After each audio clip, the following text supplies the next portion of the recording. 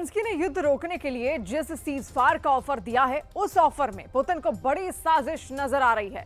Putin ने Ukraine की युद्ध विराम वाली पेशकश को डोनाल्ड ट्रंप से जोड़ दिया है। कैसे यूक्रेन में युद्ध रोकने वाला फैसला पुतिन के गुस्से को भड़का रहा है, ये देखकर अमेरिका भी हैरान है।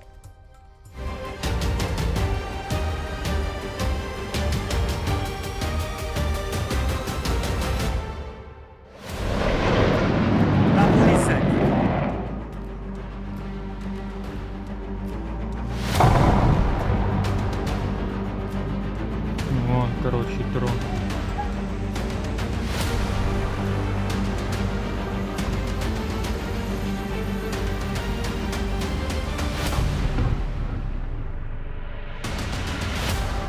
ये तस्वीरें बता रही हैं कि यूक्रेन और रूस में युद्ध रुकने की कोई गारंटी नहीं। ये तस्वीरें बता रही हैं न ज़ेलेंस्की पीछे हटेंगे, न पुतिन के हमले रुकेंगे। ये तस्वीरें बता रही हैं कि यूक्रेन का युद्ध चलता रहेगा। कीव, खार्किव जलते रहेंगे और दुनिया इसी तरह विश्व युद्ध के ढेर पर बैठी रहेगी। मंगलवार को ज़ेलेंस्की ने मॉस्को पर दागे 337 ड्रोन, 3 लोगों की जान ली, 18 लोग घायल हुए। पुतिन को सीधे चैलेंज किया। कुछ ही घंटों के अंदर पुतिन ने जवाब दिया। कीव और खार्किव पर ताबड़तोड़ 133 ड्रोन से हमले किए, 1 की मौत, 5 घायल। यानी मंगलवार को ही ऐलान हो गया कि यूक्रेन और रूस के बीच सीज फायर नहीं, डबल फायर होगा।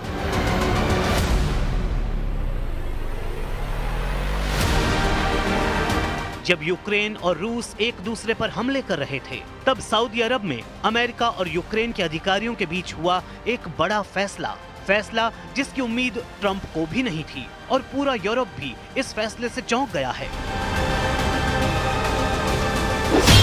ज़ेलेंस्की 30 दिन का सीज फायर करने पर राजी हो गए हैं। 30 दिन का सीज फायर यानी न बम फटेंगे, न ड्रोन गिरेंगे, न मिसाइल से हमले होंगे। Наша позиція абсолютно чітка. Україна прагне миру від першої секунди війни. І ми хочемо зробити все, щоб мир був досягнутий якнайшвидше і надійно, так, щоб війни більше не було. लेकिन यूक्रेन में युद्ध रोकने के लिए ज़ेलेंस्की ने जो आइडिया दिया है, उसमें बहुत बड़ा झोल है, क्योंकि जो आग ज़ेलेंस्की बुझाना चाहते हैं वो 3 साल से लगी हुई है। रूस को लग रहा है कि हमले रोकने के लिए जो वादा किया गया है, उसमें किंतु परंतु वाला एजेंडा नजर आ रहा है। 28 फरवरी को ओवल ऑफिस में ट्रंप और ज़ेलेंस्की की बदनाम मीटिंग के बाद ज़ेलेंस्की ने यूरोप का रुख किया और लंदन जाकर पूरे यूरोप को बताया कि वो जंग लड़ना चाहते हैं, उन्हें मदद की जरूरत है। और अब 11 तारीख को ऐसा क्या हुआ कि ज़ेलेंस्की ने 30 दिन वाले सीज फायर का ऑफर दे दिया। इन तीनों तस्वीरों को देखकर पुतिन को लग रहा है कि ज़ेलेंस्की कोई बहुत बड़ी चाल चल रहे हैं, जिसमें रूस को नहीं फंसना चाहिए। And the UK, they certainly want this to continue. The way they received Zelensky in London after the scandal in Washington, and it's an indication that they want to raise the stakes, and they are preparing something to pressure. युद्ध रोकने के लिए Vladimir Zelensky जो deal चाहते हैं, उसमें America की तरफ से अजीबोगरीब फैसला लिया गया है।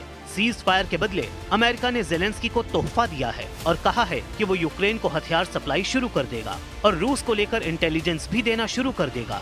यानी सीज फायर के बदले ज़ेलेंस्की को बम भी मिलेंगे और रूस की खुफिया जानकारी भी मिलेगी। Американська сторона розуміє наші аргументи, сприймає наші пропозиції. І я хочу подякувати президенту Трампу за конструктивність у розмови наших команд. І сьогодні в розмові була пропозиція саме американської сторони зробити перший крок одразу далі.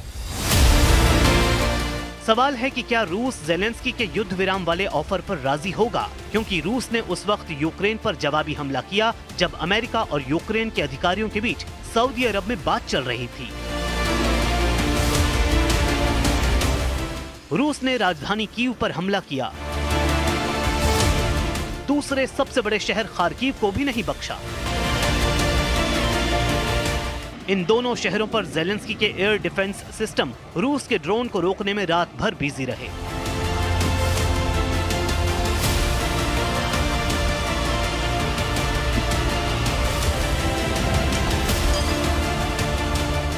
लेकिन ज़ेलेंस्की अब सीज फायर वाला कंट्रोल अपने पास रखना चाहते हैं। उनकी कोशिश है कि दुनिया में ये मैसेज जाए कि युद्ध विराम की पहल उनकी तरफ से हुई है। यही बात यूक्रेन की मीडिया में बताई जा रही है। Вогонь на 30 днів. Таку пропозицію від Сполучених Штатів Америки готова прийняти Україна за підсумками переговорів у Саудівській Аравії. Відновлення військової допомоги та обміну розвідувальними даними і перемир'я на 30 днів у Саудівській Аравії.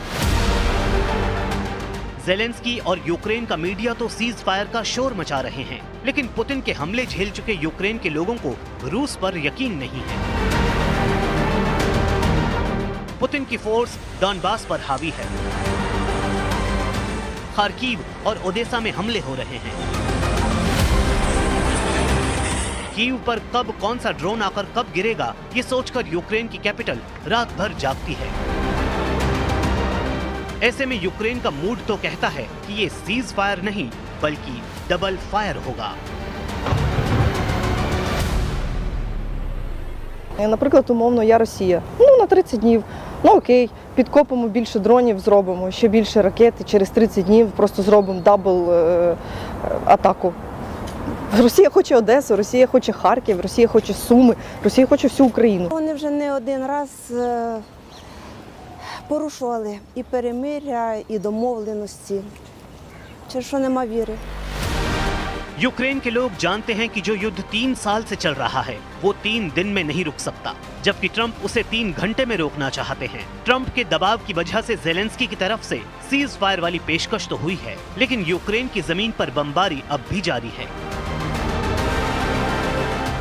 जंग बिल्कुल भी धीमी नहीं हुई है। ये तस्वीरें बता रही हैं कि सीज फायर वाला झुनझुना पुतिन को थमाना आसान नहीं होगा। ऐसा तब है जब ट्रंप ने अपने सबसे भरोसेमंद लोगों को सीज फायर की जिम्मेदारी दी है। सऊदी अरब के जिद्दाह में हुई बैठक में अमेरिका के विदेश मंत्री मार्को रूबियो और अमेरिका के राष्ट्रीय सुरक्षा सलाहकार माइक वॉल्स शामिल हुए। Secretary of State Rubio and our National Security Advisor Mike Waltz have been negotiating with the Ukrainians today in Saudi. They will be providing a full readout of that meeting very soon. But I can assure you and everybody here and the American people that the news we've received from that meeting throughout the day and the President has been briefed on is positive. This meeting has been productive. सऊदी अरब में America और Ukraine के अफसरों के बीच चर्चा लंबी चली। हालांकि यूक्रेन के जिन इलाकों पर रूस का कब्जा है उस इलाके को लेकर ज़ेलेंस्की समझौता करने को तैयार नहीं है। रूस का अभी यूक्रेन के 4 बड़े इलाकों पर कब्जा है। इनमें डोनेस्क है, लुहांस्क है, ज़ेपोरिजिया और खैरसोन तक का इलाका है। यानी पूरे पूर्वी यूक्रेन पर इस वक्त पुतिन की आर्मी का कंट्रोल है। ये यूक्रेन का करीब 20% हिस्सा है जिसे पुतिन छोड़ने के लिए राजी नहीं होंगे। रूस ने 3 साल के युद्ध में यूक्रेन में जिन जिन इलाकों में कब्जा किया है उसे लेकर दोनों तरफ हजारों नहीं लाखों सैनिकों की मौत हुई है। ये दावा तो खुद यूक्रेन की तरफ से भी किया जाता है। ऐसे में रूस को सीज फायर वाले चंगुल में फंसाकर ज़ेलेंस्की क्या करना चाहते हैं, ये बात तो पुतिन भी अच्छी तरह समझते हैं।